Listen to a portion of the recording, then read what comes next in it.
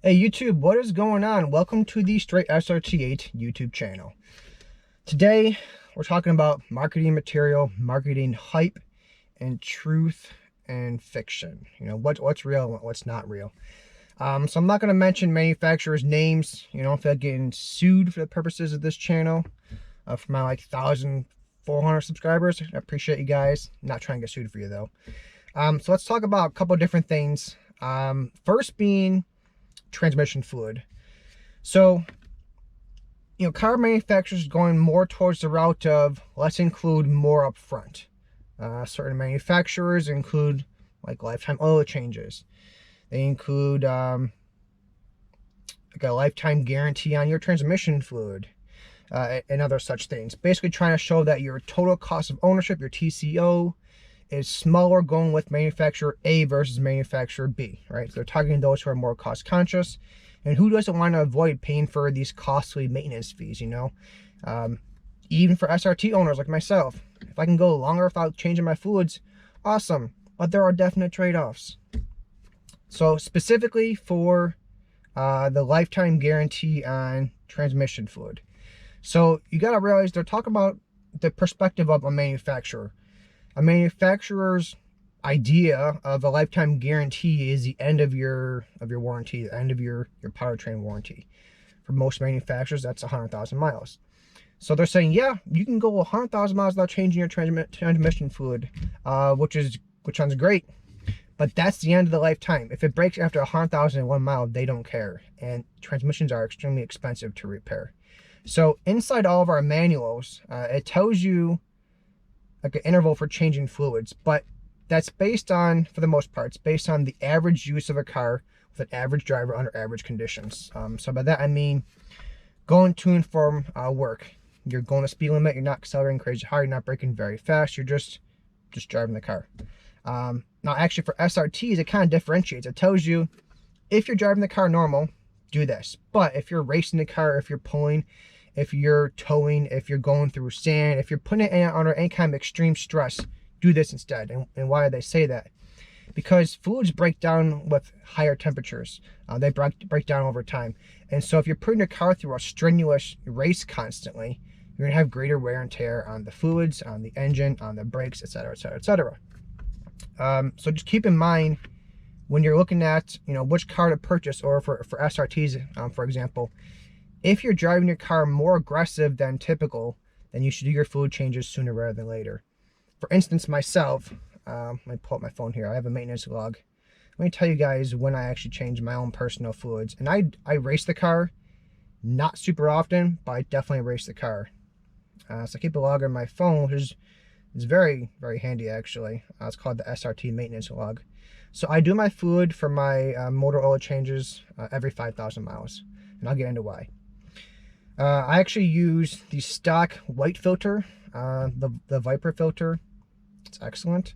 And then let's see, for my cabin filter, every 24,000 miles, every 20,000 miles, that changes a little bit. My transmission fluid, every 50,000 miles. Differential fluid, every 24,000 miles. Transfer case, every 30,000 miles. And then everything else just kind of gets a little bit different from there. But there are set intervals for those core components, right? I mean, changing your fluid and differentials in your transfer case isn't that hard. I have a video on it. It doesn't take that long. Motor oil changes don't take that long. And it's very beneficial to do them sooner rather than later. So when I do my fluid changes in my cars, I always I check the fluid that comes out. I put it through a filter and I see, is there any metal debris inside there? If there is, I know that a certain component is breaking down over time. And I get into why in other videos, but as a quick reference, you can do a figure eights and figure out if your differentials work the way they're supposed to work. You can test your transfer case, and etc., etc. Kind of going on a tangent here, but point being that there's certain things you can do to check your car. Now, one of the goals of your fluids is to capture dirt, capture debris, and provide lubrication. So in an engine, for example, we all know about the lifter issues, which I'll get to in subsequent videos, but there are known issues with our lifters, right? It's called the Hemi knock, engine knock. And that is in part due to the fact that as your oil gets full of debris, gets full of contamination and carbon, that starts providing less and less lubrication to the components inside of the engine, which is why it's so crucial to do your fluid changes very often. For oil changes, even on full synthetic, I do every 5,000 miles. Now there is obviously a filter in there, and that filter is designed, of course, to catch those contaminations, but it doesn't catch everything. It catches them down to a certain micron size. And certain manufacturers actually tell you, they come right out and say, listen, we filter down to whatever microns, and anything smaller than this, they don't catch, and anything bigger than that, they catch it.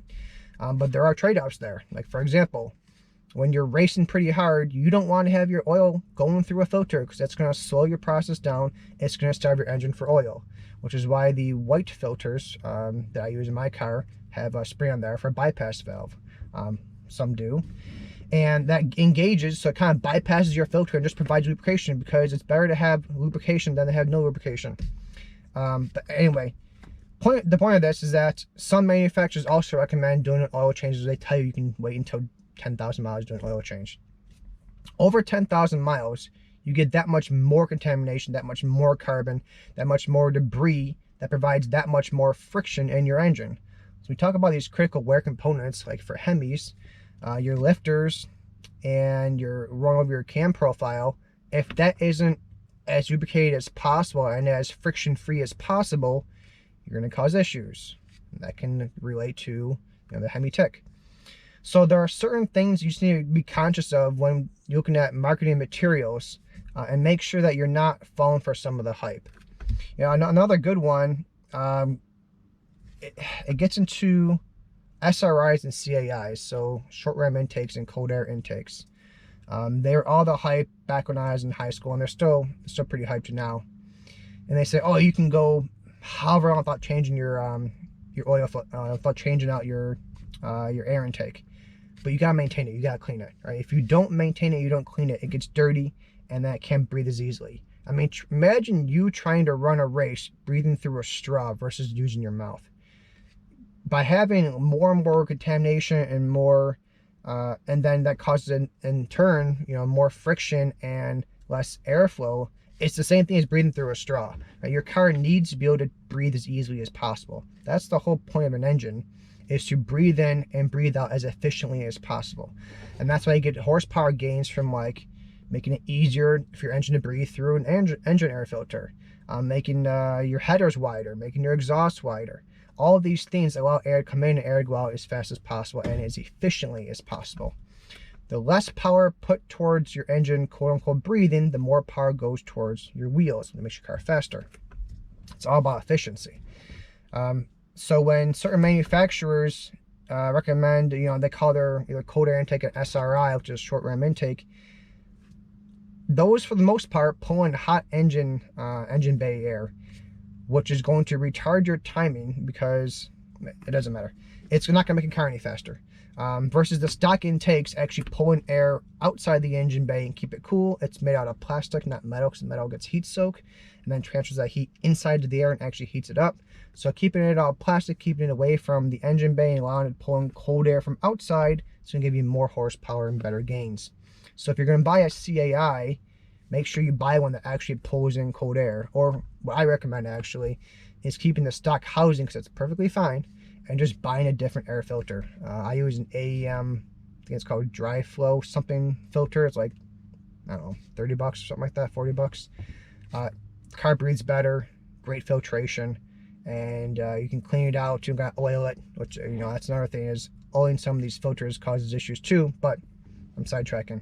Point being that whenever you buy something, just make sure you truly understand why you're buying it and what's actually going on. What are the mechanics behind it? If you fall into that hype and you believe the marketing material, it can be a little bit misleading sometimes, and you may think you're getting more than you actually are.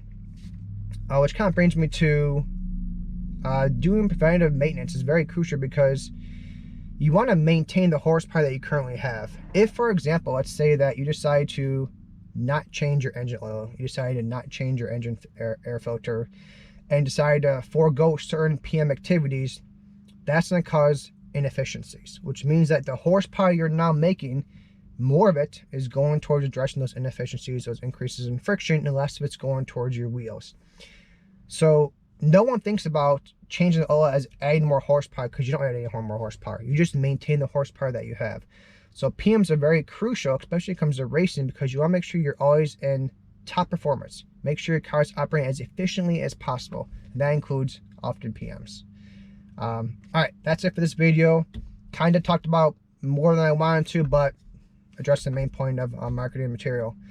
If you guys got questions, as always, drop them below. Let's get a conversation going. Thanks.